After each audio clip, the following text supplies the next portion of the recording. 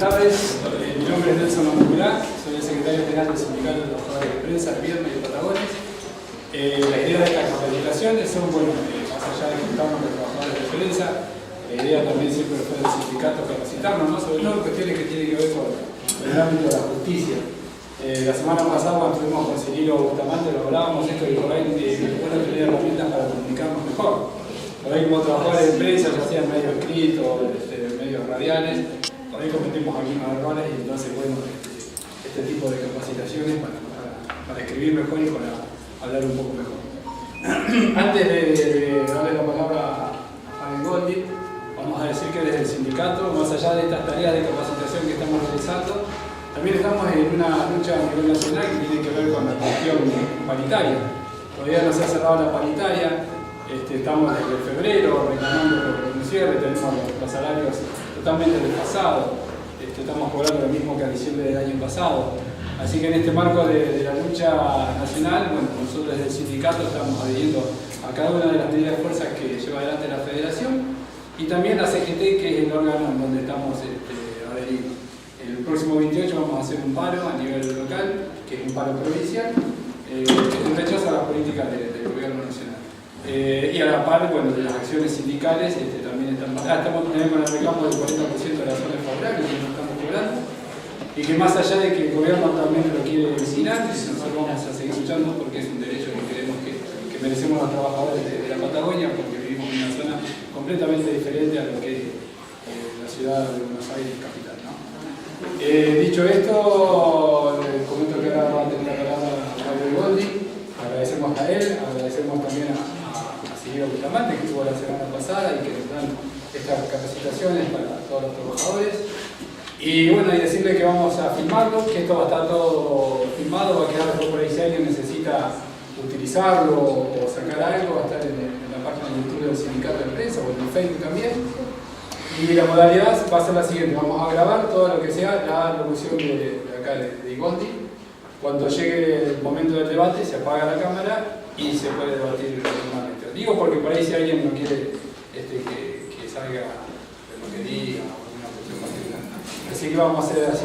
Cuando él esté disertando se va a filmar, se va a grabar. Cuando termine se apaga la cámara y empezamos con el debate. Dicho esto, bueno, le dejo la palabra. Muchas gracias. Bueno, al principio, en función de que se va a grabar lo que voy a decir, voy a tratar de ser prudente cuando se apague la cámara. Voy a tratar de decir un poquito la verdad y la realidad de lo que son estas cuestiones de la violencia de género, particularmente en el ámbito judicial y en el desarrollo en el ejercicio de la profesión de abogado, ¿sí? A mí me tocó estar de los dos lados, dentro del Poder Judicial, en el fuero penal, en el fuero de familia también, y bueno, actualmente y en algunas oportunidades antes también he estado ejerciendo como abogado en causas relacionadas con la violencia de género. Lamentablemente el panorama no es bueno. Para llevarse de acá pueden ser estas cuestiones sin procesales de dónde ir a hacer una denuncia, qué es lo que va a suceder con un trámite civil o penal, poder diferenciar bien cuando hablamos de un proceso de ley de 30-40, cuando hablamos de un proceso penal, pero también se van a ir con la visión que deben percibir y deben ver por ahí diariamente o tener ejemplos conocidos de que el sistema, en función de que depende del Estado bobo que tenemos para proteger los derechos de los más vulnerables, es sumamente deficiente. En principio, de las leyes protectivas de la mujer, de la familia, vamos a hablar de la mujer, son la Ley Nacional 26485, en el ámbito provincial tenemos la 3040 y en el ámbito internacional la Convención de Violento Pará. ¿Sí? Son todas normas que hablan particularmente de los derechos que tienen las mujeres. Particularmente también habla sobre lo que es las políticas de prevención, asistencia y erradicación de la violencia de género. Marcan el principio de la ley nacional y la 3040 hablan de unas disposiciones generales sobre lo que es la finalidad de esa ley, ¿no? erradicar la violencia de género, asistir a la víctima y tratar de que concientizar a la sociedad de que esto no ocurra más. ¿Está bien? Luego hay capítulos que hablan de las disposiciones procesales, esto es como un tratamiento a nivel judicial una vez que ocurre un hecho de violencia en algún lugar. Vamos a ver después de cuando la justicia interviene, se olvida del primer capítulo de cuál es la finalidad que tenía cuando intervino. Después hay estas leyes, por lo menos en el ámbito local, tienen autoridades de aplicación, ¿sí? Más allá de la participación del Poder Judicial.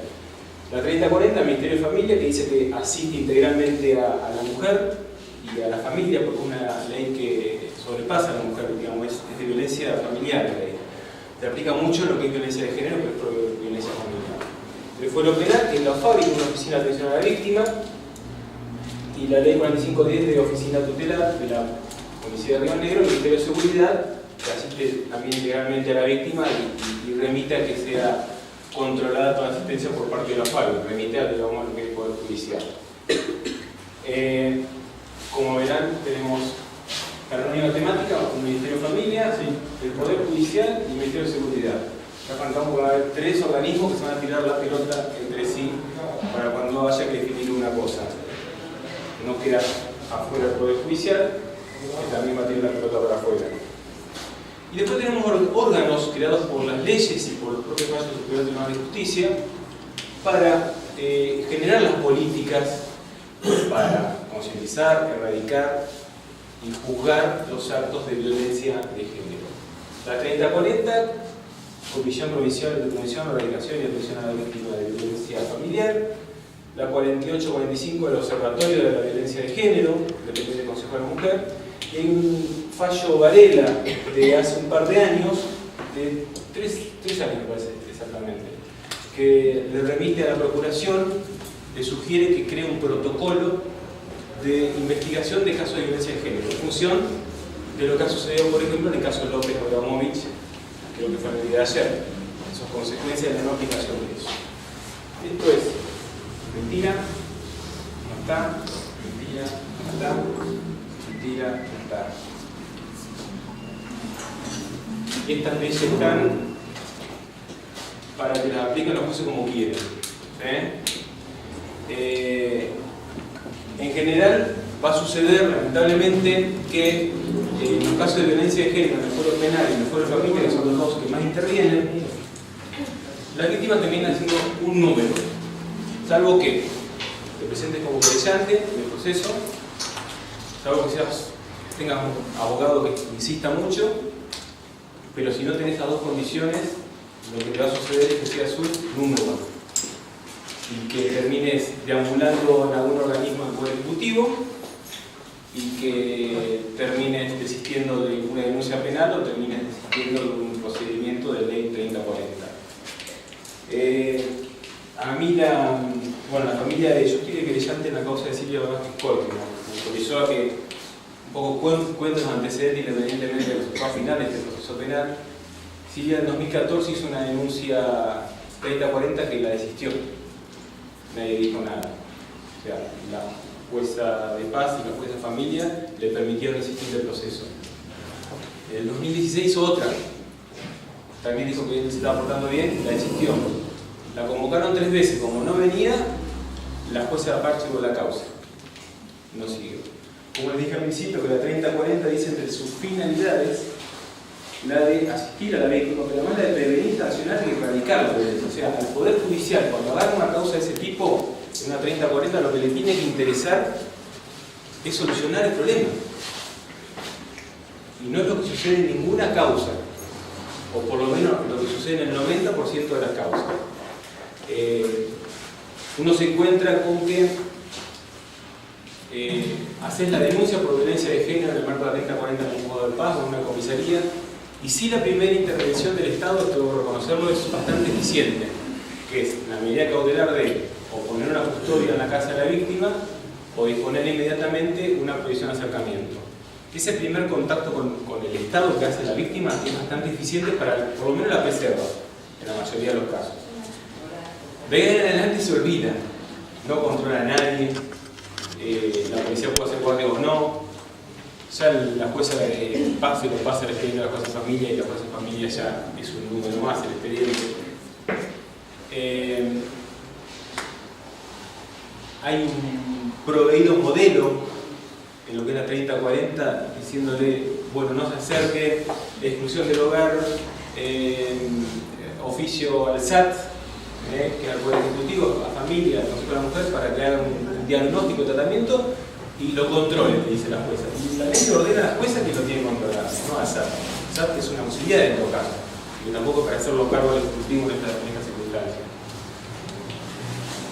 Pasó el primer problema, lo excluyeron, pasan los 30, 60 días de exclusión del hogar y teniendo contacto y el expediente se archiva, no hay ningún seguimiento.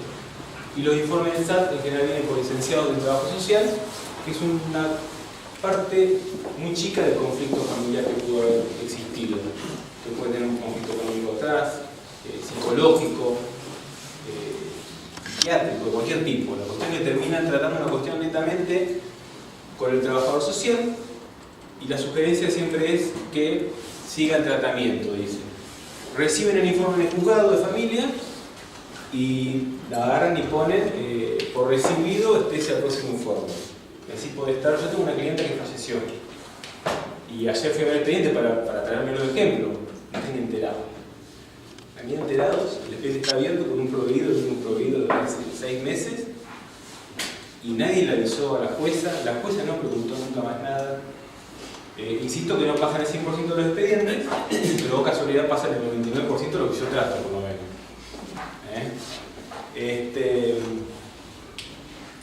Ustedes van a decir, bueno, esto es algo que, como pasa en la primera instancia, en el fuero penal, en el fuero, ahora voy a ir al fuero penal, como pasa en el fuero de familia, en primera instancia, no lo ven arriba, no, sí lo ven. El Superior Tribunal de Justicia saca todos los años, y sacó uno en agosto ahora, fallos, iba a decir que dándolo a pedo, retando a sus inferiores. Además, les dicen, por ejemplo, que tienen que cambiar la mentalidad. O sea, cada vez que hay una absolución por culpa del Poder Judicial, les dicen que tienen que cambiar la mentalidad, principalmente los operadores judiciales, antes que la sociedad. Fallo de agosto de este año. Cámara Civil. Esto está en la página del Ministerio Público. También captándose de una resolución de la Cámara Civil donde manda en una 3040 a ratificar una decisión de una jueza de familia que había dicho, a diferencia de lo que pasó Silvia, la mujer desiste del proceso, la jueza dice, no, vos no podés decidir, avancemos, apelan y la cuestión que le dan razón a la jueza, que es lo que tiene que haber pasado en todo el proceso. Ahora, esto fue antes de los Silvia y después, nada, salió en los medios y nunca más, nadie usó recibo. La Cámara le dijo en esa causa a esa jueza, pero después esa jueza en el resto de las causas no hizo lo que le dijo la Cámara. Después tiene un fallo catalán también que habla de la desprotección total a la víctima de parte del Poder Judicial. Nada, son todas afirmaciones que se hacen desde adentro del Poder Judicial, desde la cabeza del Poder Judicial. Uno de ellos es este famoso protocolo Varela, que tiene 2 o 3 años que está tratándose en la Procuración y que se iba de vacaciones a la Procuradora o renunció por un procurador nuevo, sigue sin tratarse después de 2 o 3 años. Por lo que nos encontramos ante un Estado bobo e hipócrita, además. Hipócrita por judicial, hipócrita quienes tienen que hacer funcionar estas comisiones. Esto creo que depende de la legislatura, están dando cuenta todavía con esto. Presentan proyectos, los que presentan proyectos que son siempre la segunda o tercera línea están ajusteadas porque no los tratan los que tienen lo que son la primera línea. Y siempre la carga y lo positivo y por qué funciona el sistema son por las terceras líneas. Te va a encontrar con un operador, con el trabajador social que cobra 2 mangos, te va a encontrar con el empleado del juzgado, ¿no? Con la jueza vendiéndote. Es lo que sucede siempre en todos los ámbitos. El sistema está sostenido por los trabajos, por lo que menos cobran y por lo que después termina seguramente con abuso sumario, sancionado, etc. Hablaba del 3040, de cómo se tramita y de que la intervención de las juezas de familia no son eficientes en función de esta falta de control, de hacerse cargo del conflicto en particular y tomarlo como un expediente. Y después tenemos la otra pata que es la causa penal, que es cuando una persona va a hacer una denuncia de violencia de género, una mujer, y la hacen en el ámbito de la comisaría como un delito, y no ya como una 30-40. A veces van de la mano, a veces solamente hace la denuncia penal.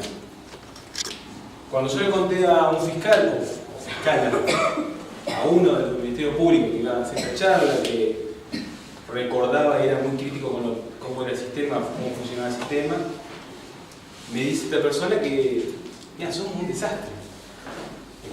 Somos un desastre, sí, tenés que hacernos mierda. Yo le pregunté, bueno, ¿qué haces para cambiar? Tengo 8.000 causas, tengo homicidio, tengo esto, tengo robo, tengo eso. ¿Qué quieres que haga? Yo no puedo. Entonces cada fiscal le tramita más o menos entre 200, 300 causas o 180, no saben ni los números, de causa de violencia de género, que no saben ni quiénes son las personas. Yo vivencié en un par de causas en enero y febrero de este año. Lo derivan a la FABI, que es un organismo del Ministerio Público Fiscal para asistir a la víctima. También la mejor predisposición son 3 personas que trabajan ahí. Yo hablé con ellas, ya había hablado antes cuando estaba en la función del Poder Judicial, y la verdad que hacen lo que pueden. Terminan ellos telefoneando al desarrollo social, les entran 4 casos por día a 3 personas. ¿Cómo hacen el seguimiento de la víctima? Mentira, no, siguen. Hacen lo que pueden, empiezan a limitar, a hacer ellos la selección esta, ¿no? De a qué caso voy, que no. Es una selección que deja de ser de la jueza, del fiscal, y pasa a ser del empleado para ver qué puede atender o qué no puede atender. ¿Sí? 3 personas para la cantidad de casos de atención, porque los FABI atienden a las víctimas de delitos de violencia de género, pero a los otros delitos también. O sea, de todos los delitos que se denuncian constantemente los expedientes de trámite, le viene el a FABI. Y además, las leyes los mandan. Le fue lo penal a la FABI, el tutelar dice que termina siendo por la FABI, que pasa por la oficina de la familia. Y un fallo que es catalán, que es de agosto de este año, donde reta el Poder Judicial con esa falta de perspectiva en el momento de analizar la prueba perspectiva de género, también nos reta la pobre los FABI. Dice, usted, los FABI tuvo que proteger a esta víctima que vino, desistió de su testimonio, logramos una condena por otra prueba, pero la víctima vino acompañada del padre que lo velaba. ¿Nadie se cuenta en 4 años de que esta chica vino hoy al debate acompañada del padre que la violó? ¿En esa situación no se aplica la mediación? ¿En cuál? Cuando está la víctima y el victimario, digamos. ¿En qué manera? Claro, sí, o sea, la cosa referida es que estaba... No, lo que hace es que nunca tuvo que llegar a eso. Me imagino, en el fallo no cuenta mucho el detalle de qué pasó en la audiencia, pero llevaron a la audiencia acompañado madre, padre y la víctima. Claro, pues. Entraron a la primera audiencia de prueba con el acusado, que de hecho había sido 4 o 5 años antes. Lo que sea que desnudó es que la falta de acompañamiento del Estado para esa víctima, que además les dijo su testimonio, peor. La policía va a decir, tampoco lo conoció, pero fue acompañado, pero se mantenía que mi padre era un abusador, no hubiese sido con el padre. Está rectificado. Entonces no hay un acompañamiento del Estado en la asistencia de la víctima. Y esto por la falta de política de Estado concreta y seria de todo el Estado, provincial, nacional. El municipal tiene menos responsabilidad en esto porque no tiene competencia en la justicia. Pero también hay faltas de políticas claras en cuestiones de seguridad o al menos del Poder Judicial. Digamos, cuando vos direccionás recursos de un lado a otro, estás marcando qué tipo de política de persecución criminal, por ejemplo, querés tener. Bueno, en la cuestión de la asistencia a la víctima también te hacen 80 leyes hermosas, todo divinas, la Convención Internacional, y después las aplican de cualquier manera. De cualquier manera. Las auditorías del Poder Judicial te auditan jueces cuando procesan funcionarios, pero cuando hay jueces que hacen lo que hicieron con Silvia Vázquez, no van a atender nunca, o que no hacen los trámites como corresponden, no te los auditan. Sacan fallos siendo súper críticos de cómo ven el Poder Judicial a la mujer al momento de tratarla en un expediente, y nada, porque lo resuelvo no remite a ningún lado, no dice más al Consejo de la Magistratura, la auditoría.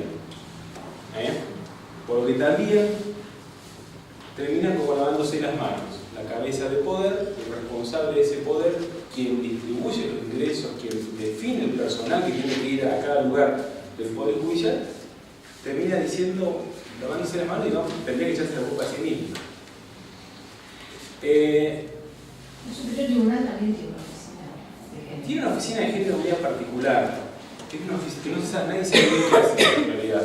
No sé si allá el licenciado en comunicación Alfonso con el termo rojo puede saber, pero están grabando eso.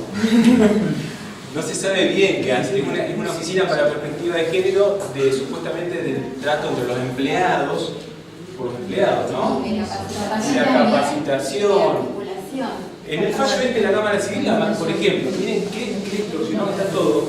En este fallo de la Cámara Civil, donde decían que había que meterle con todo a acompañar a la víctima, que si existía 30 40 había que acompañarla, la mandan ahí también. Dice, además le da intervención a la Oficina de Género del Poder Judicial para que por su intermedio y con la participación conjunta de equipos interdisciplinarios del juzgado se articule y realice el seguimiento con los organismos de fortalecimiento familiar, el IAPL, porque el tipo estaba preso, el SAT, el hospital, metió 500.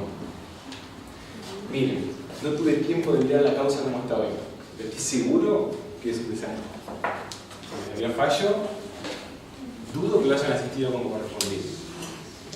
O sea, cuando no te asiste nadie, te meten 5 organismos asistibles.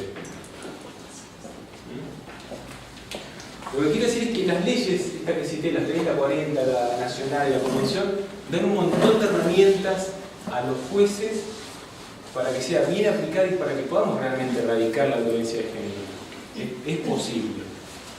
Pero si quienes tienen que aplicar estas leyes, por los motivos que sean, no la aplican como corresponde y termina siendo un número expediente, no a veces que a veces te pasa, yo he vivido de tener 2000 expedientes y no te conozco la carátula de los 2000 expedientes, pero si vos como política de gestión de tu juzgado es una plancha y cuando te lo puedes sacar el tema de encima te lo sacas encima, bueno, es una política de persecución criminal en el penal y en este caso de familia, no sé cómo se llamará, pero una política de gestión en todo caso de esta temática. Después, yendo en particular, en la ley 3040 les decía, volviendo al fuero de familia, prevé la posibilidad de que se haga una denuncia que pueda denunciar a la víctima, a sus parientes, cuando hay menores, representantes legales, el Ministerio Público, algún vecino cuando tiene impedida a la mujer, denunciarlo, puede denunciarlo también.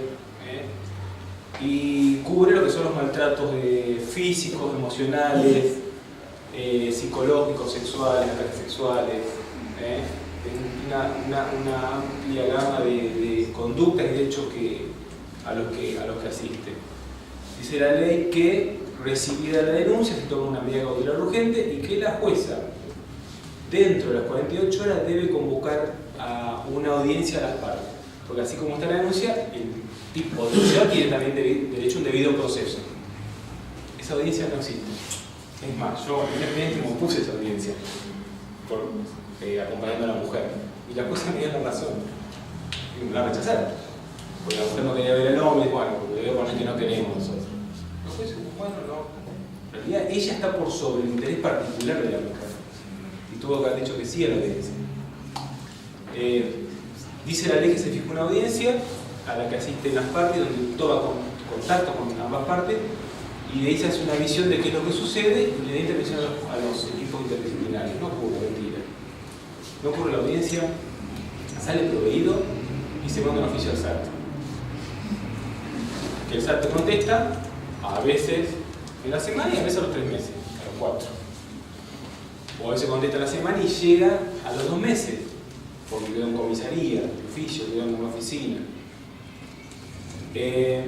Después le da un montón de instrumentos a los jueces de familia particularmente, para hacer el seguimiento de ese grupo familiar.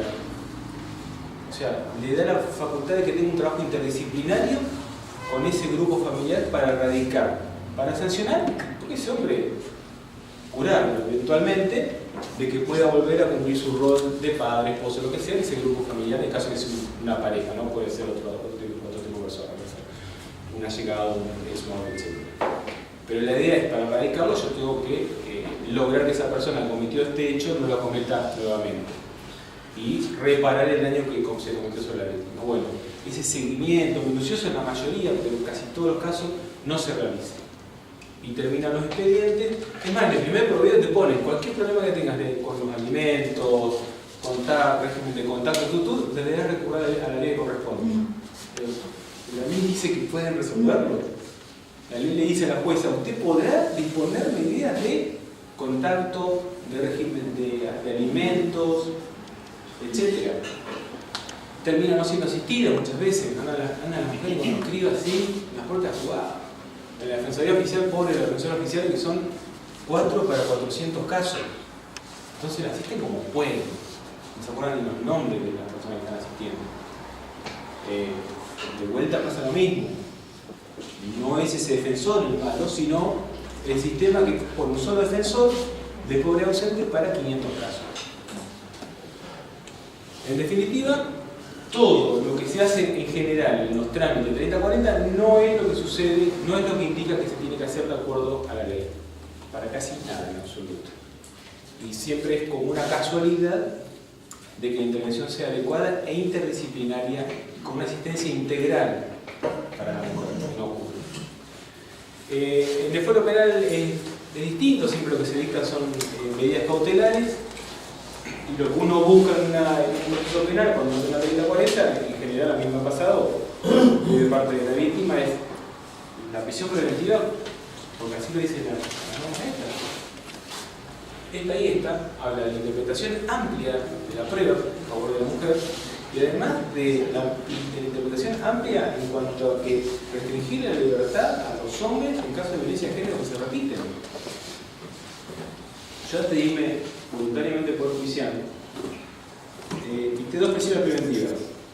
Eran 2 desobediencias judiciales. Por la calificación legal del hecho correspondía a la libertad, pero por el riesgo procesal y por estas 2 normativas no. Eran 2 violaciones de 30-40. Primero lo había pegado y después se le había intentado meter. Los casos eran parecidos. En un caso era además borracho y le gritaba en la ventana, te iba a matar con talarme y se le quería meter por la ventana a medianoche. En otro caso se fue y la cogoteó.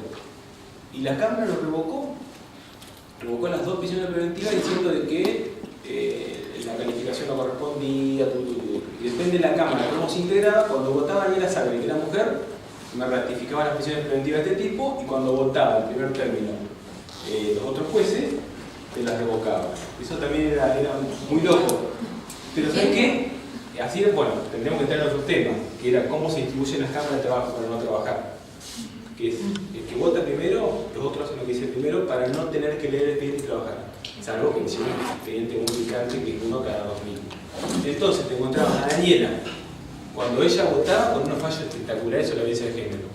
Y cuando iba a segunda o tercera, todo lo contrario. Entonces vos no tenías ni criterio, y bueno, no tiene ni criterio, pero pasa eso, lo pensaban así.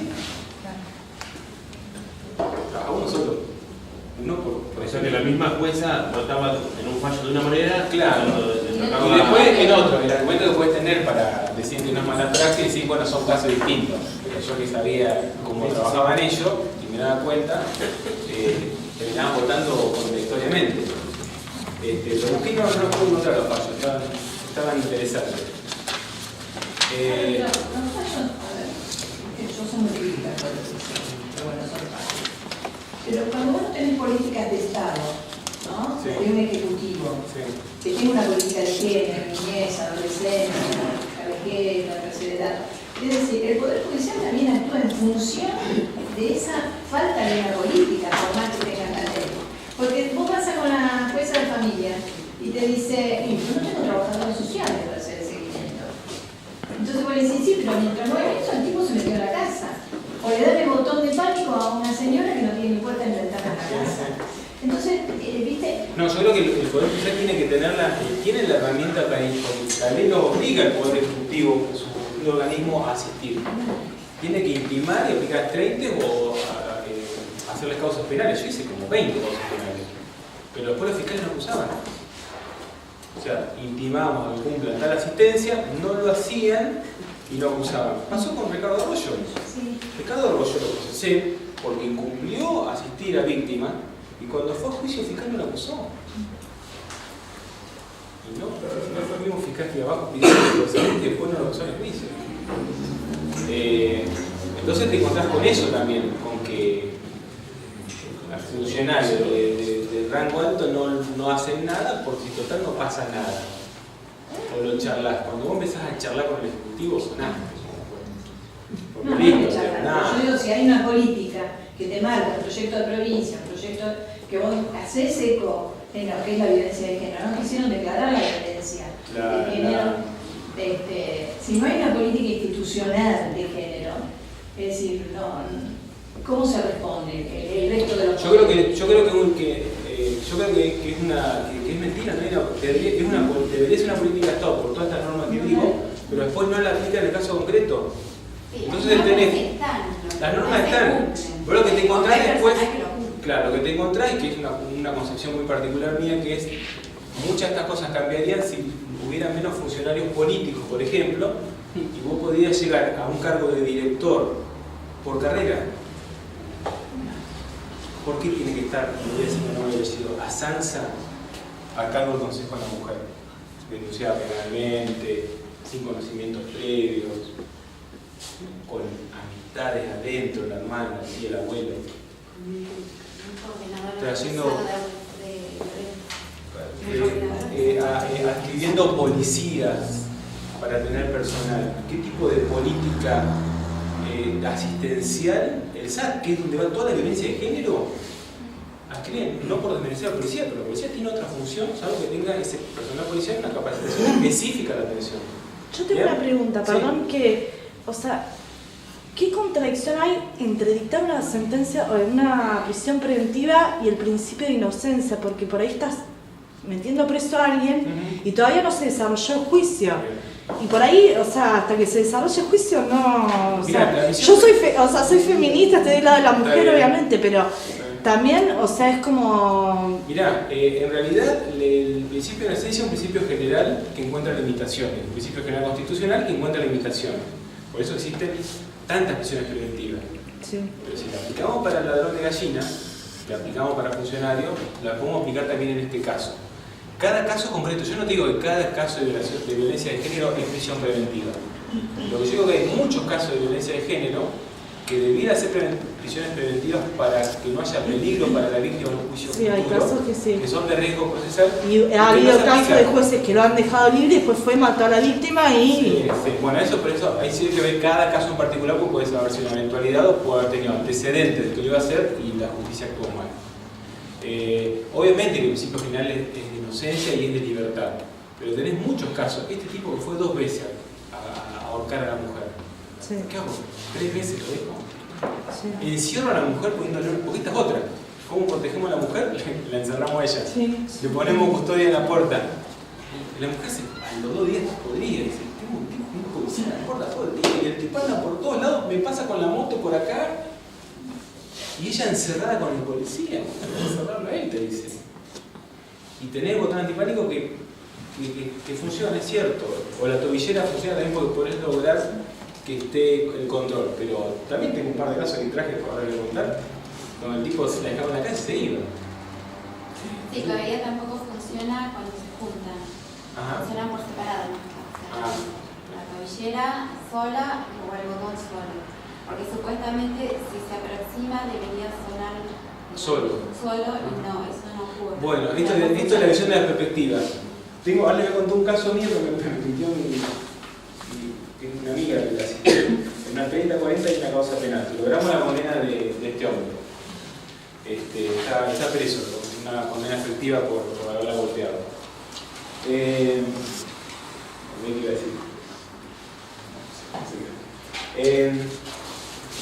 Nada, cuando hablamos de esta cuestión de la asistencia, mirá la cantidad de organismos que pone la ley para que atienda. No sabes si al Ministerio de Familia, a los padres, al Ministerio de Seguridad. No tiene ni claridad de ello para el Estado. La ley te marca, pero bueno, después cómo aplicar, con qué personal, con qué política. Yo insisto, por eso la Constitución te marca 3 poderes, ¿no?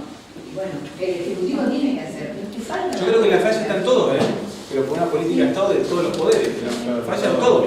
El poder legislativo, corríjame si me estoy equivocando, pero la comisión esta es legislativa y no funciona. Lo digo hace 2 días, para meter la pata. No funciona. Sé que se está tratando, dejen de tratar, hagan por todas. Tienen distintos ministerios, para sacar las estadísticas, no consiguen una sola estadística. Todas estas leyes hablan de que todos los organismos tienen que tener estadísticas, no consiguen una sola Pero le estadística. faltan profesionales ahí, por ejemplo, un sociólogo, un trabajador Sí, social. faltan todo, en todos lados faltan. Bueno, La FARC hay un son montón 3 de personas. gente que está buscando. ¿Cómo? Pero falta el presupuesto para que se puedan dar esos puestos. No, pero o se reduce. falta. No, Hay un montón pero de. o sea que, no, de porque desarrollo. todos sabemos cómo funciona el Estado. Y Sabemos que la oficina donde hay 10 tipos debería haber 2 solos. Sabemos que está lleno de abogados, de lugares que tiene que haber medio abogado, hay 5. Por ejemplo. Sabemos que el Estado van acomodando ahí, no quiero decir puntero, pero o conocido, lo que sea, qué sé yo. ¿Y tiene que ver esto, el SAT, el SAT? Exacto. ¿Tiene que ver con la salita que está en el hospital? No, No, eso, el hospital es por violencia, hay algo de Hay la unidad de violencia. una unidad de violencia que a veces deriva. Sí. Pero el SAT es un lugar que es Depende de Consejo a la Mujer y es para. Y es de seguimiento. Es de seguimiento, claro. Pero debería ser de diagnóstico. Si lo mandan para que hagan diagnósticos de cómo está la situación familiar, hacen una entrevista, Sí, una entrevista. sacan el formulario todo igualito y listo. Y dicen, bueno, y la conclusión que hacen es de acuerdo a lo que le dice la víctima. Y la víctima podría estar queriendo volver con el hombre, entonces se siente mejor, la verdad que no está tan mal. No ha tenido un psicólogo, no le fueron a la casa, no atendieron a los hijos. Claro, no atendieron a los hijos. Y claro que es una cuestión de recursos. Pero si es política de Estado, que porque no tenemos recursos, no vamos a poner más policía ni médicos. No es política, no es recurso. No es solamente recurso. Es un criterio que pasa con el género, ¿Cómo que pasa direccionar? con las niñas, niños, adolescentes. Es todo un combo, no es solamente eso. Había problemas con la seguridad. Antes que esté el Ministerio de Seguridad y Justicia, que ahora la Secretaría de Seguridad hace 10, 12 años. Ahora tiene una estructura ministerial tremenda que con abogados, directores, ministros, secretarios de seguridad. Y discúlpeme, pero van cualquiera a su cargo. Arrancando por el ministro para abajo, ¿y qué grabo? El ministro para abajo. Yo no puedo decir nada, Va- estoy esperando que paguen. Va cualquiera, acá. Nosotros no tenemos que ir. ¿A ustedes no les interesa? Bueno, Sí, me interesa No, mucho. sí. Hay una ley para incorporar que es género en la fuerza de seguridad. Que no la También. quieren aplicar. También, bueno, en determinado lugar la cuestión de género en estructuras tan machistas como, bueno, antes el Poder Judicial fue incorporando, creo que hay más mujeres ahora que antes, que hombres. Para la fuerza de seguridad, por ejemplo, Incluso Y al Poder Judicial lo organizaron. los varones, una, La mayoría Sí.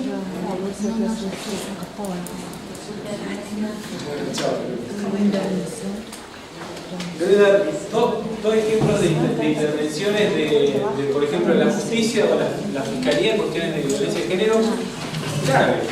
Este es un hecho que el 20 de agosto del año pasado una persona agrede a su pareja, le pega la lesión, un certificado médico así de largo con todas las lesiones que le ocasionó. Un tipo con un diagnóstico ya había venido con una 30-40 de agresor, que golpeaba. Entra a la causa, certificado 20 de agosto, certificado, agregan fotocopia 30-40, notifican a ella que está la causa, inician el expediente preventivo, 28 horas. Una semana de nada, una semana de papeles. No hay testigos llamados, ni medida cautelar en el medio, salvo la de la 30-40. Esto es lo que hizo la prevención policial con directivas de la fiscalía. Nada. 7 días de nada. Octavo día llega la causa, violencia de género, ¿no? Política de Estado, nos preocupa, la van a matar. Le llega al fiscal el 30 de agosto. Bueno. Se tomó una semanita para ver dónde estaba la víctima, constancia, de que ya se enteraron a la semana porque se habrá pasado con esta cosa. En 7 días, al 7º día averiguaron que la víctima por la 30-40 tenía un botón antipánico. 7 días. Y así no te pueden matar en 7 días. Evaluación de riesgo de los FABI. a ella, porque a él no lo encontraban. El tipo andaba por cualquier lado, lo veía todo el mundo menos el fiscal, la policía y los Fabi. Todo. La víctima porque iba y llevaba el auto adelante. Las prisiones preventivas de cuánto son de poca duración, ¿no? 3 Ahora meses. se van poniendo de no. meses porque los procesos son más cortos cuando formulan un cargo. Pero pueden durar 4 meses, un año. En general se trata de hacer cortas. En este caso se iban prorrogando. En este caso, Pero cuando ha sido una golpiza muy grande y se lo ha encontrado a la persona y se ve, o sea, hay fotos de imágenes de la mujer que la ha golpeado, que le ha desfigurado, por ahí capaz que hasta tuvo pérdida de algún... sí. ¿Cómo haces? O sea, porque tenés que esperar, o sea, sí, le das una preventiva de 3 meses y tenés que esperar hasta que se lleve el juicio y... No, si formulan cargos, los juicios tienen que ir rápido y poder prorrogarlo. Lo que pasa es que el defensor tiene que apurar el proceso para que él no debe estar afuera. El fiscal tiene que apurar el proceso para lograr una condena rápida. En este caso, por ejemplo, agosto nada, empezaron a ver todos los antecedentes, estos son los antecedentes del tipo, antecedentes penales. En enero, la Fabi dice que está en recontra riesgo la mujer. Nada.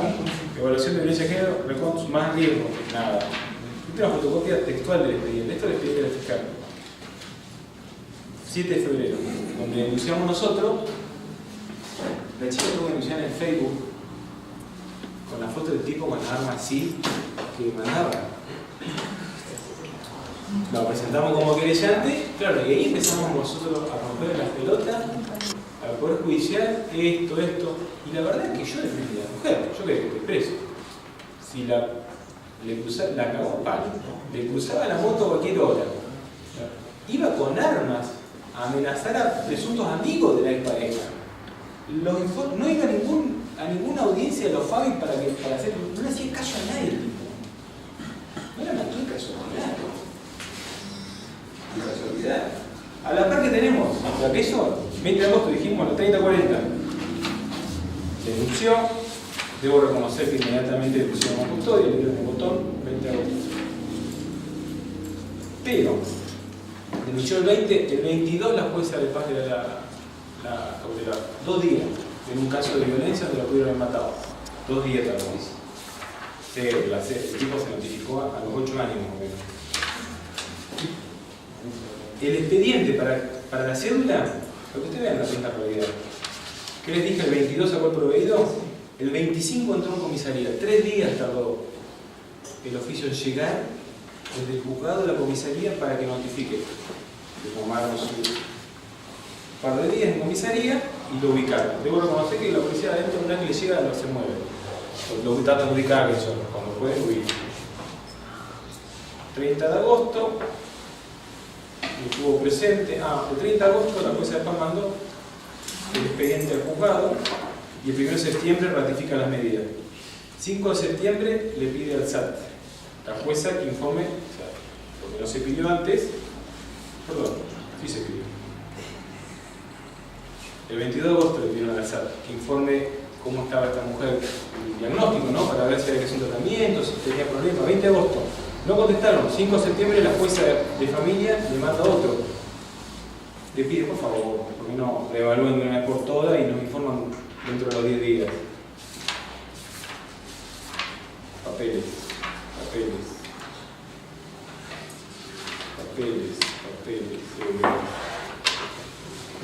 9 de octubre. 20 de agosto empezó esto. La vieron el 9 de octubre.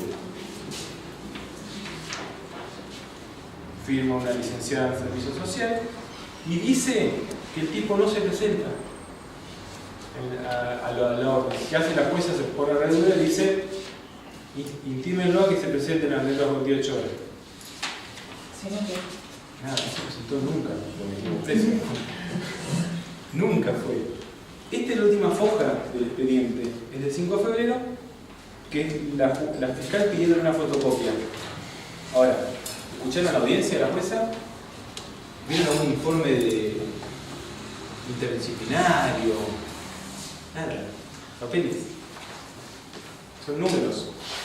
La foto, el formato, mucho lo van a conocer. De comisaría, el que trabaja en comisaría, la formita es esa, ¿no? Le dice 30-40. donde salió la familia. Que hace un muy buen, el formato de eso está bueno. ¿Y entonces ese caso lo cerraron o...? No, en este caso después lo seguimos en el penal, logramos la prisión preventiva, porque amenazaba y porque no tenía domicilio fijo. Logramos que se prorrogue y cuando se prorrogó logramos la sentencia. Hubo un acuerdo porque se juntaron como 3 audiencias judiciales y todo y logramos 1 año y 6 meses de prisión. Ahora creo que está por salir. Entonces empezamos, seguramente a mi clienta, seguramente no, seguro, no le hicieron un tratamiento para contenerla, a ver cómo va a ir. La OFABI la llama cada tanto a ver cómo está. Y ella me llama a mí, me llamó el otro y dice, che, va a estar aquí en libertad. O sea, si me llama a mí es porque no hubo un tratamiento en todo este tiempo. Desde febrero a agosto, 6 meses perdidos sin que le hayan asistido a ella. Para prepararla, porque el tipo algún día iba a salir de la casa. Iba a salir, bien, va a salir. Entonces, la OFABI dice, mira, te aviso que va a salir, cómo está. Quiero tratamiento. Pablo, yo te quería preguntar, vos que podés ver los casos en detalle, podés seguir el comportamiento dentro del Poder Judicial y dentro de los organismos del gobierno, del Ejecutivo, ¿dónde ves, dónde podés focalizar los problemas, los nudos? Donde vos decís, bueno, acá hay un problema claro, acá hay un problema claro, porque en el primer expediente, no sé si escuché bien o no, pero me da la sensación que lo que pasaba es como que a la misma jueza o fiscal, no sé en qué distancia estaba, no reaccionaba con medidas. Y en otro caso me parece que tiene que ver con el SAT, ¿no? Con el Ejecutivo. Bueno, te quería preguntar dónde ves lo... No, en todo se marcó la deficiencia de todos. De todos. O sea, cuando tramitó la policía el expediente no hizo prueba, porque capaz que no tendría el personal para producir prueba, podría tener otro montón de expedientes. Los por qué son otro tema. Pero estuvo el PET de 7 días sin hacerse nada. Y se remitió. En lo del SAT, que le pidieron el informe, e hizo un informe de la trabajadora social, un mes después, diciendo lo que le decía a mi clienta. El Poder Judicial no hizo ningún movimiento autónomo, o sea, de oficio, de decir, bueno, ¿qué pasa con esto? Che, no nos contestan hace un mes y medio. Claro, pero ahí estamos haciendo como para agilizar. Nada, eso es un número. Hago una pregunta, ¿también hay pericias, o sea, en el caso, vuelvo a reiterar, de golpizas o de casos extremos, de médicos, en el caso de que haya una lesión grave, gravísima? No, hay todo, imágenes como para decir esto es contundente, es obvio. No, contundente es todo. Porque yo te muestro certificados de eso, casi no la mató hasta los certificados así de raspuñones, de cogoteada, de brazo, no la mató porque la chica se fue corriendo.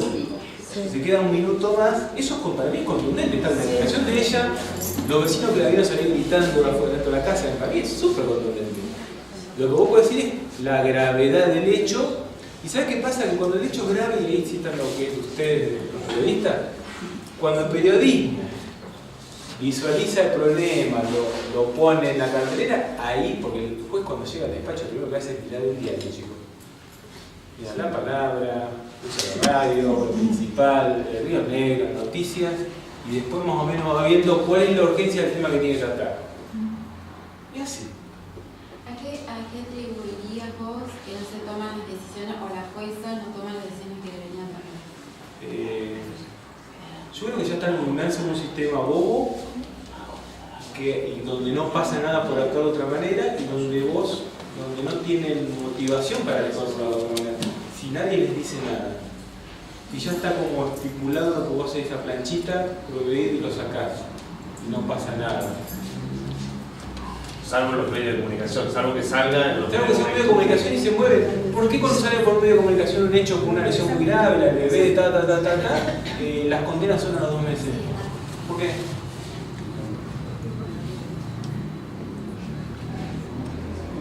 Por eso yo como abogado, cuando me llaman ahora, yo no lo hacía. Como abogado sí, porque a mí me conviene que se visualice. Y es lo que tengo que hacer como abogado, como parte de mi trabajo de abogado, es visualizar eso para generar en el Poder Judicial que se movilice.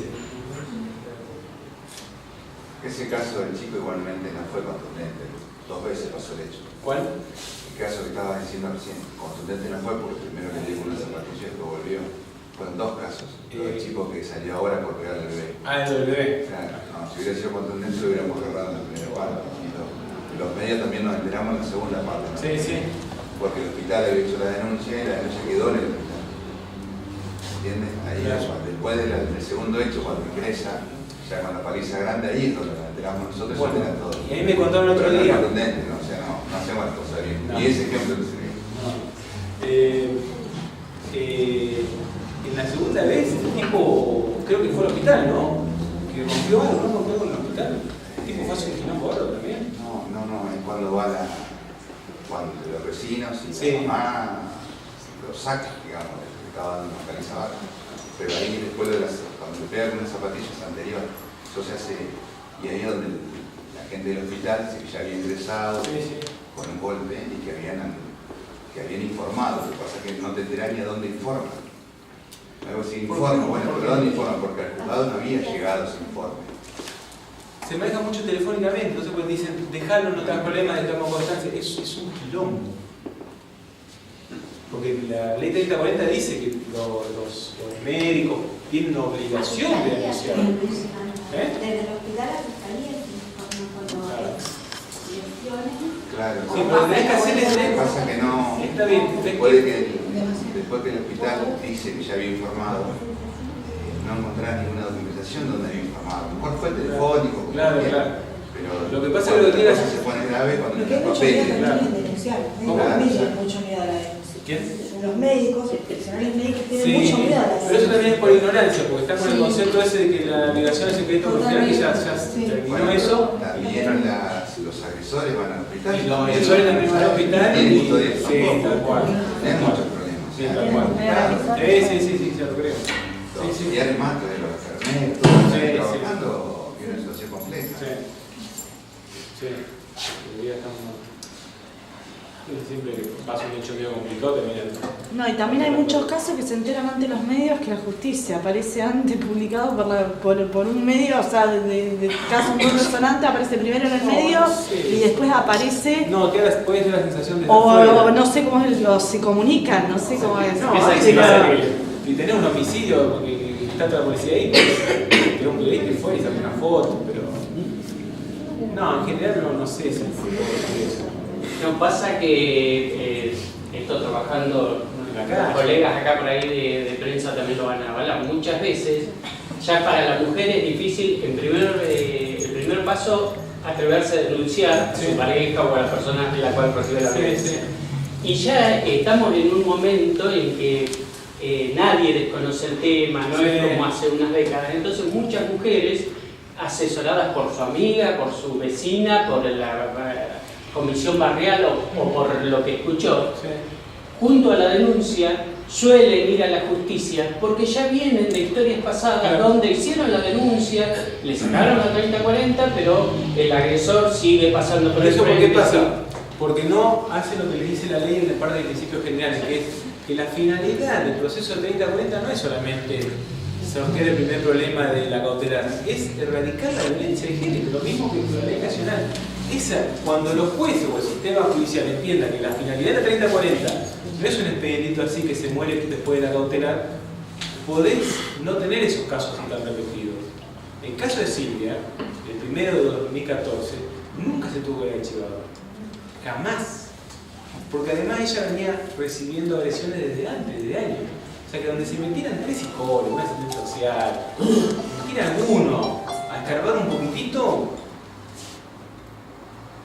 no se pudo despegar nunca del círculo de violencia. Tiene un nombre técnico cuando la mujer. Sí, en un fallo. Síndrome de indefensión aprendida.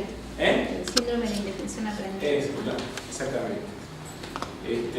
Que tenía esta mujer que quería existir y la Cámara le decía no podés porque es un problema social.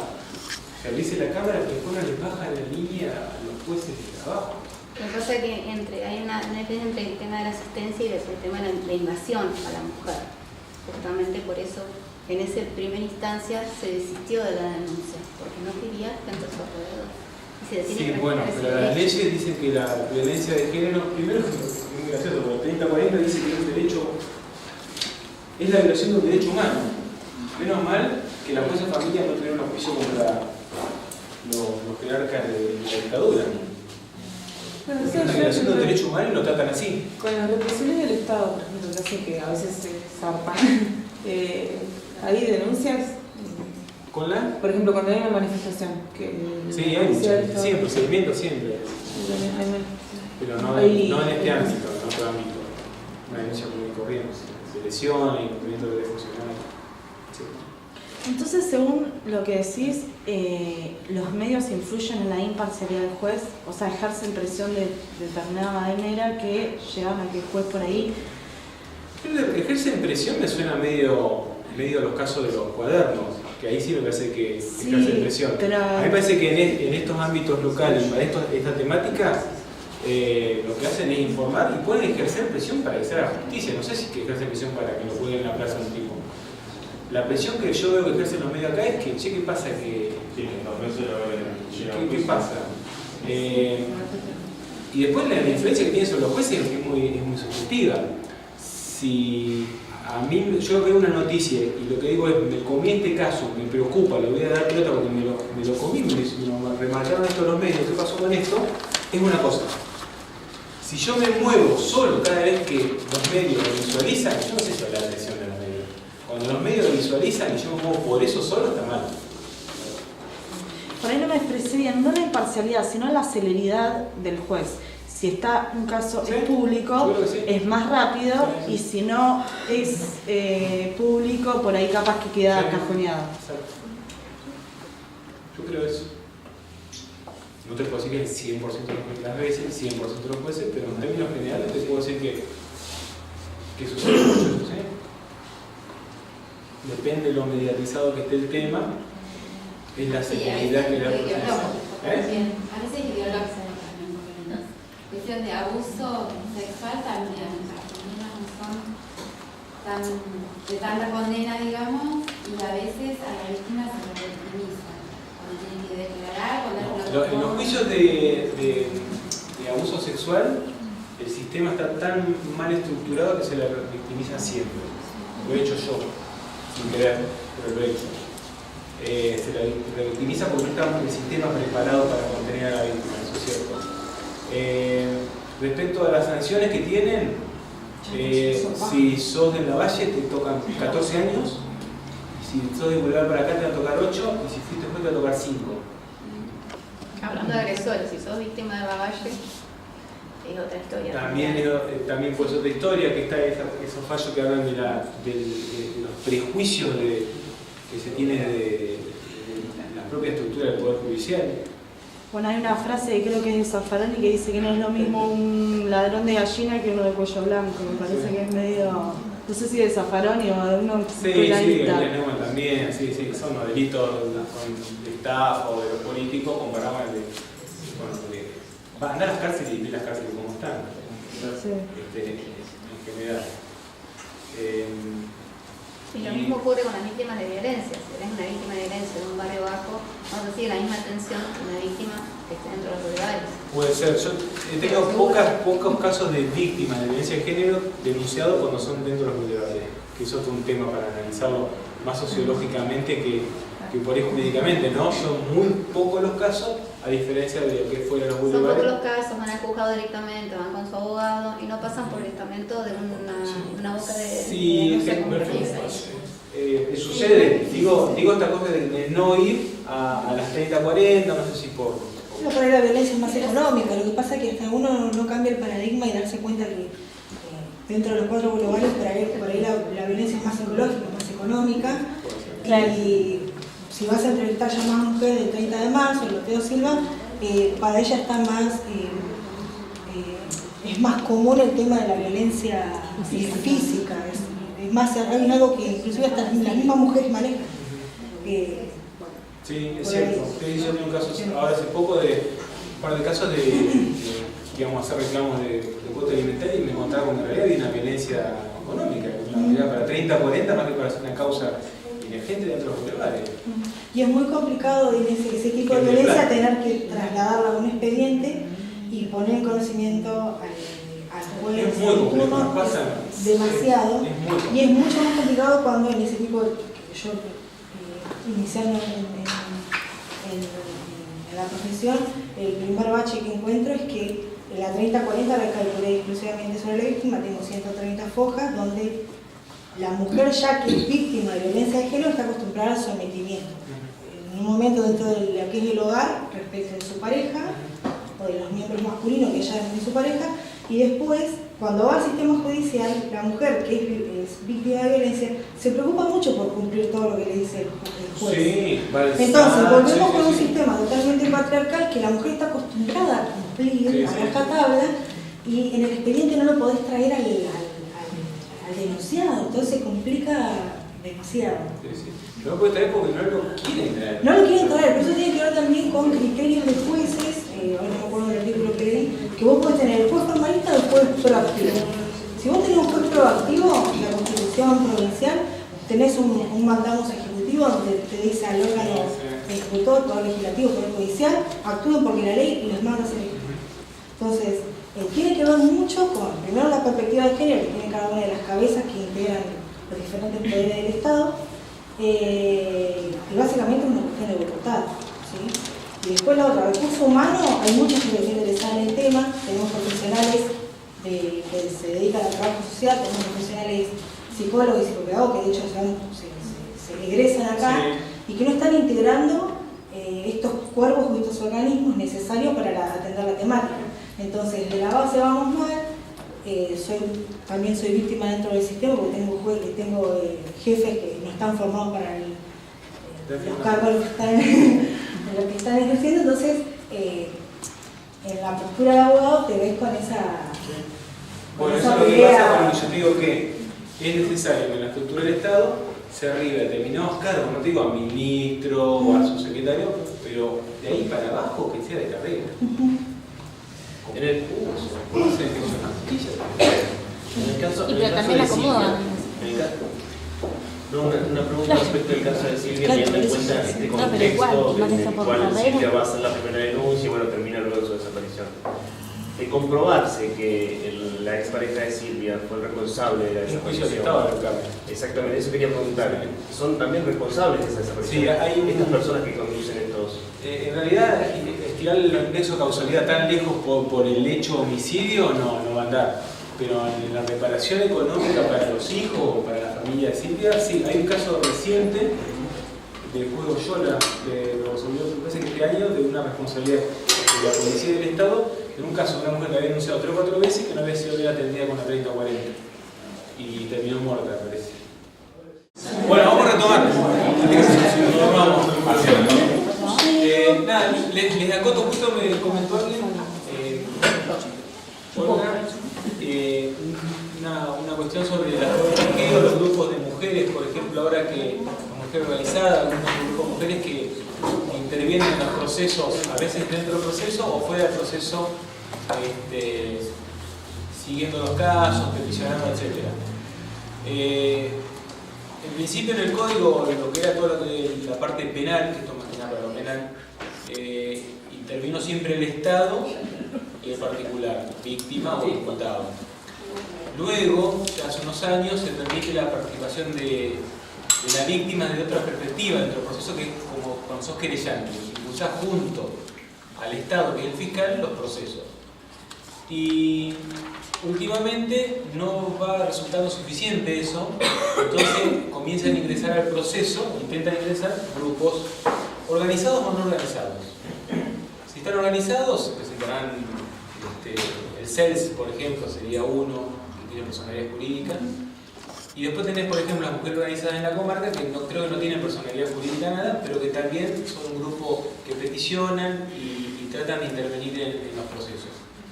Yo siempre, hasta estando dentro de la justicia, creía en ese tipo de organizaciones o de intervención de la víctima del proceso. En general, la percepción dentro de la justicia es hincha pelota. Vos tenés un expedientito acá y te vienen a joder, te venís durmiendo ahí, manejás tus tiempos, no te jode nadie, y al Estado se le ocurre poner un querellante que te rompa la pelota en el expediente. Cuando vos te arreglás todo con el fiscal toma mate con vos. Esa es la percepción que hay desde dentro del Poder Judicial cuando ingresa alguien de afuera. Para mí es sumamente positivo en función de que lamentablemente el expediente se mueve con la intervención de los actores ajenos al proceso. Es increíble. actores de aquel proceso ajenos al Estado, porque el Estado participa en el proceso.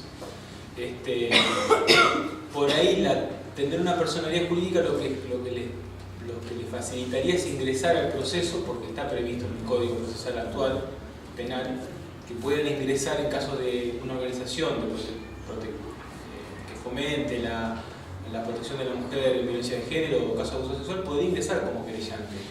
Sin personalidad no podés hacerlo. Es lo único que puedo diferenciar o puedo criticar de estas organizaciones intermedias.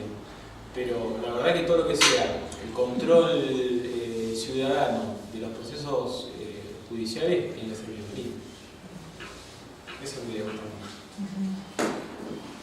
Sí, con respecto a eso, es algo que, bueno, varias compañeras de la prensa y demás incluso participan muy activamente en algunas de estas agrupaciones.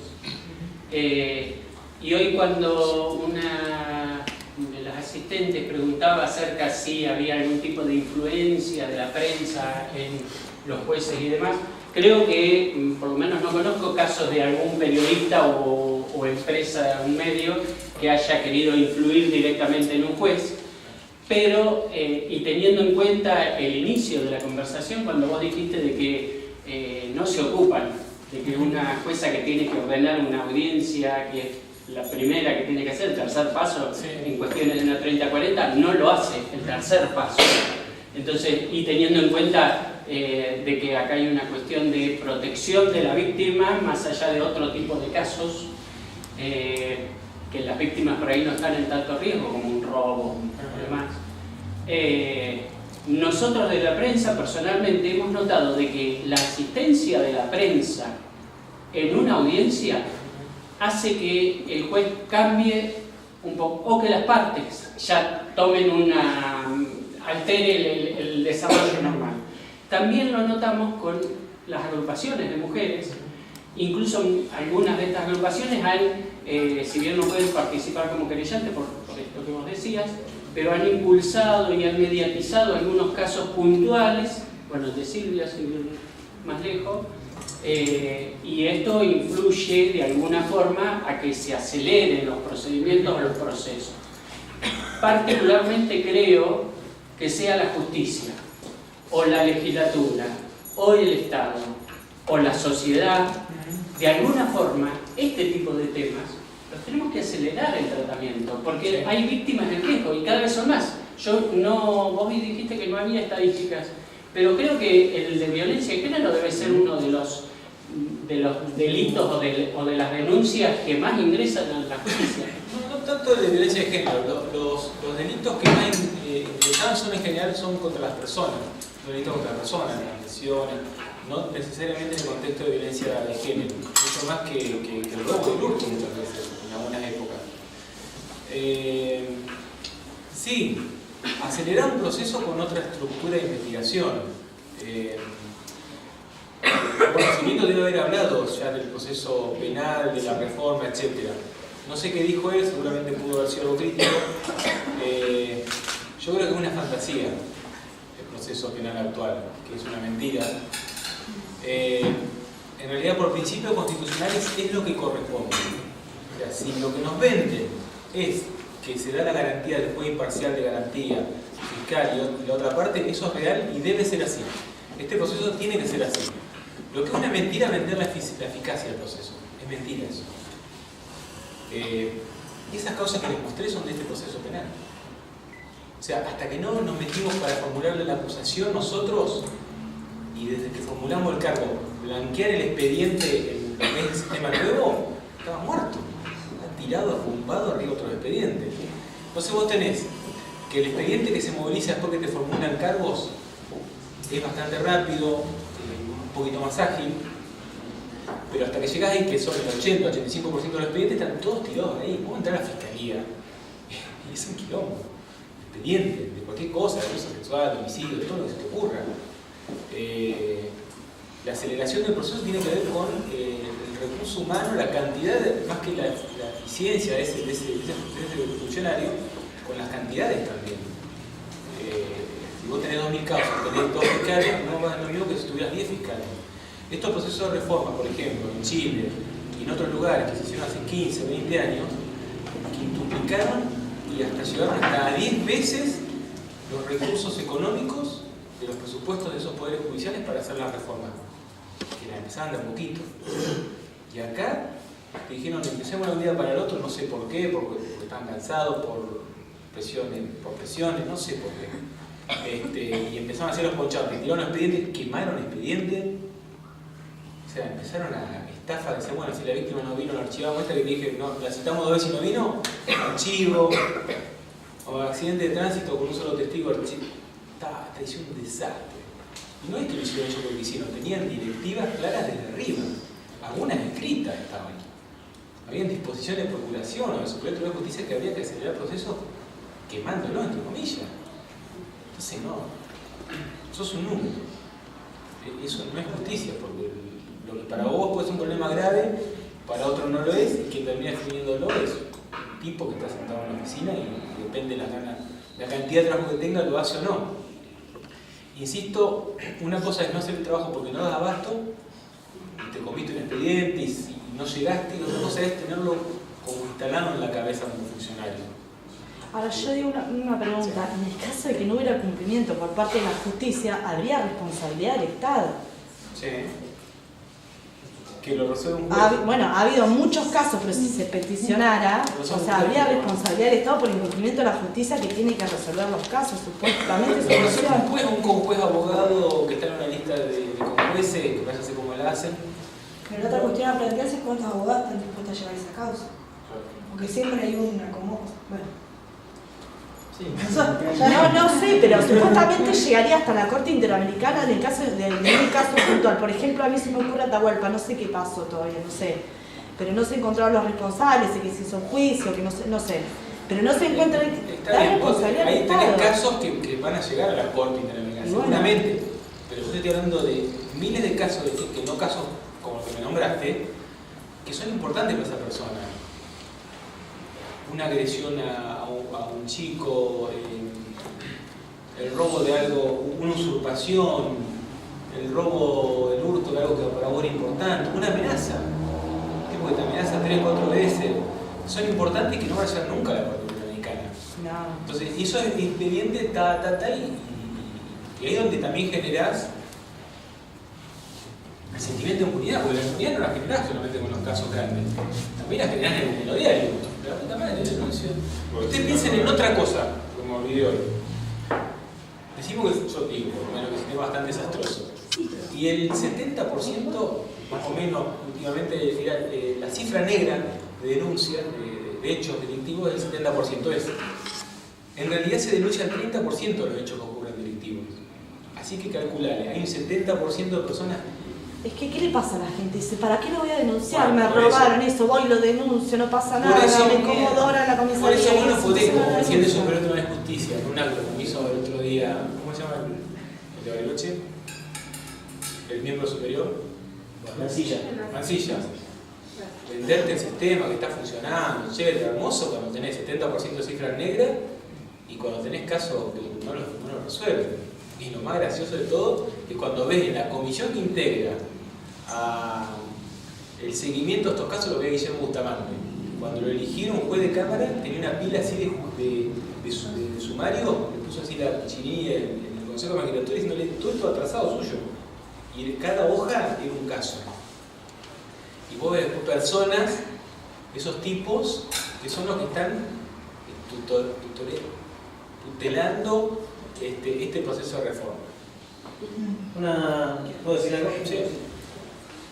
Veo como que una mirada muy negativa de lo que está pasando en la justicia y de muchas cuestiones que coincidimos, pero me parece que hay que como dejar una cuestión de esperanzadora, que fue un debate que se dio en algún momento y quedó postergado, seguramente otras cuestiones de la coyuntura lo taparon, porque hay un órgano que debería funcionar de manera más transparente y ser un poco el que vele porque la justicia funcione un poco mejor, que es el Consejo de la Magistratura.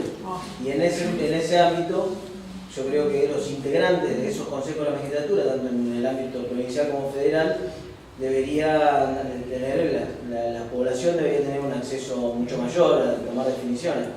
En algún momento se dio, se llamó la democratización de la justicia, se le puso como título eso, nunca se avanzó con eso, hay provincias que se han avanzado, otras que no, y bueno, fue un debate que desgraciadamente después del 2015 quedó muy atrasado. Hoy a nivel nacional vemos la vergüenza tremenda que es la justicia argentina, que nos avergüenza porque está poniendo en riesgo el Estado de Derecho, no sé si, pero comparten que estamos viendo un avasallamiento tremendo sobre las garantías individuales, sobre gente que han sido políticos fundamentalmente, también sobre, bueno, todo movido por cuestiones políticas y la gente un poco azorada mirando todo esto que está pasando, que es más circo que otra cosa, y que mucho de esto se podría haber resuelto si en aquel momento hubiera avanzado la democratización de la justicia. Te pido, Fabio, si tenés una opinión sobre el tema.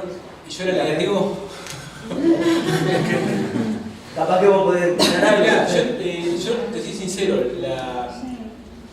la solución no sé si creo tenerla.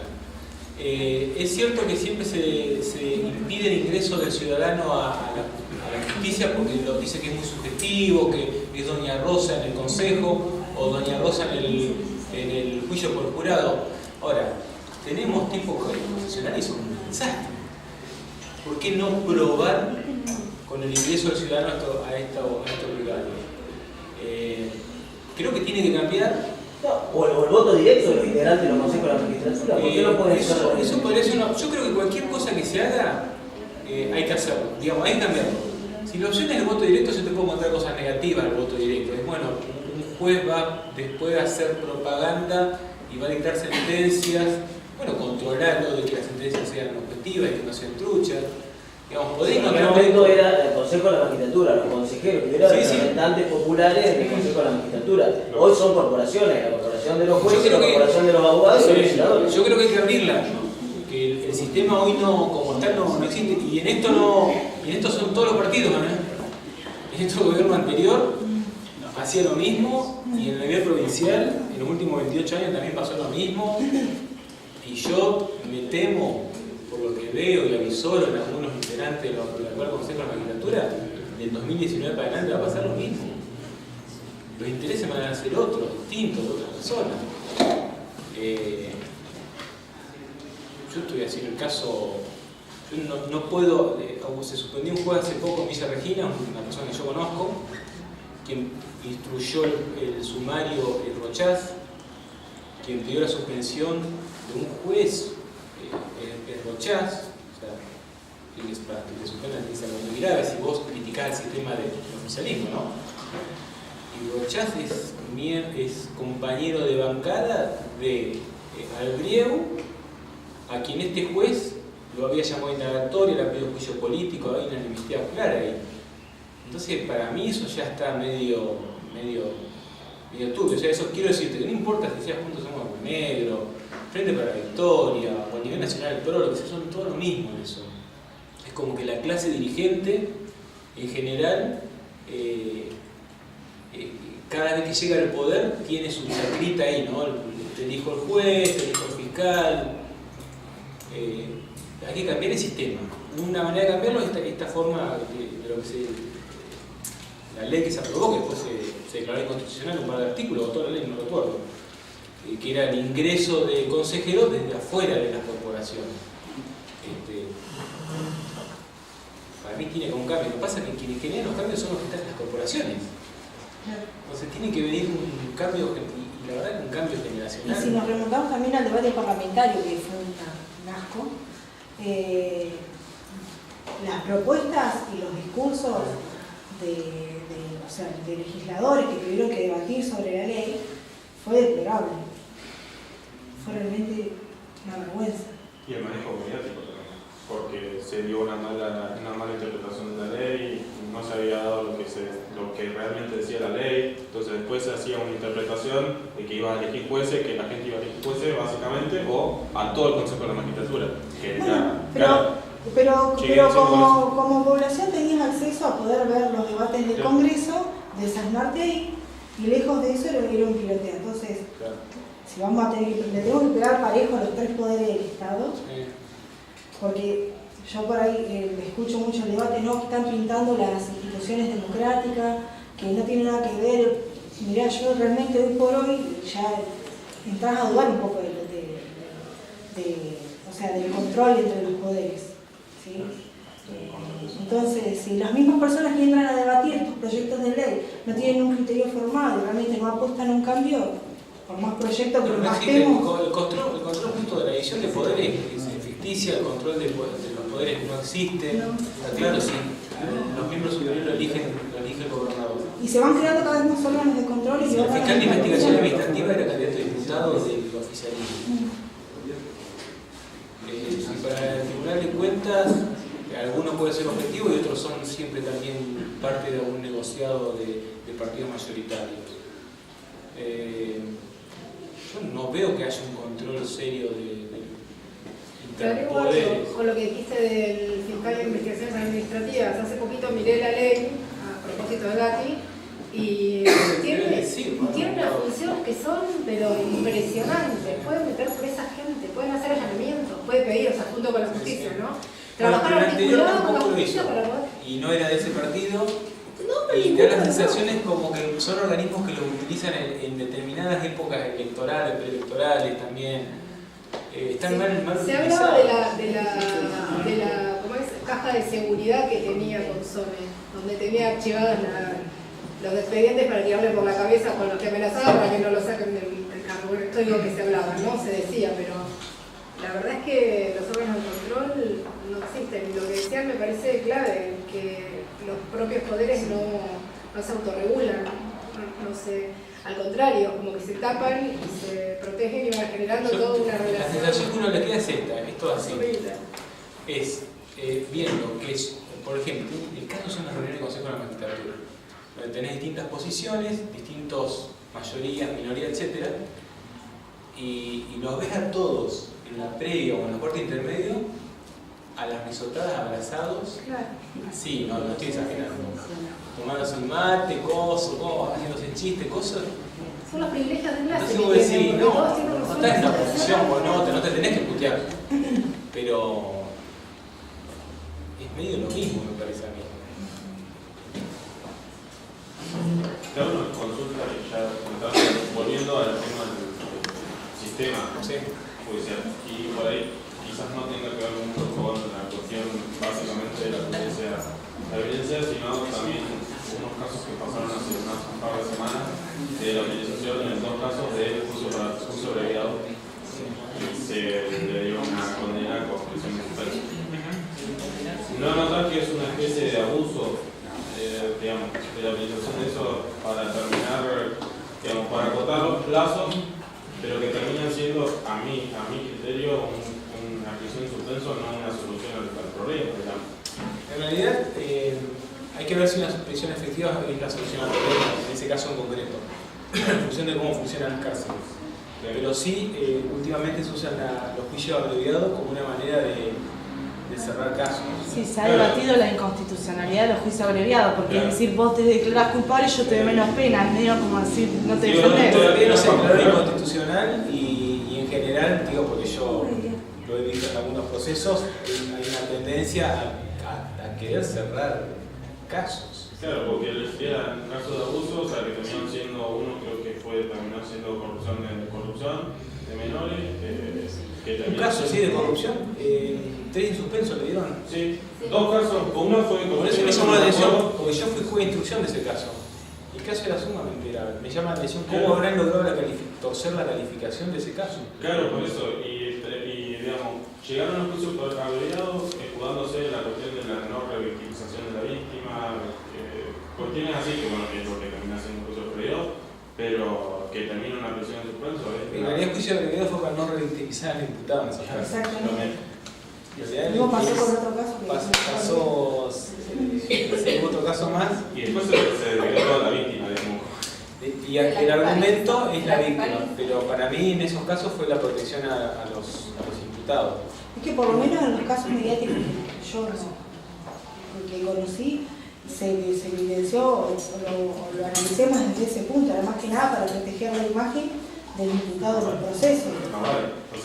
Se dibuja detrás de que la idea es proteger a la víctima, pero el fin es no exponer más al imputado. Al imputado. El imputado lo genera y desde su punto de vista, son muy conocidos. Claro. El diputado está legitimado, porque es él en todo caso.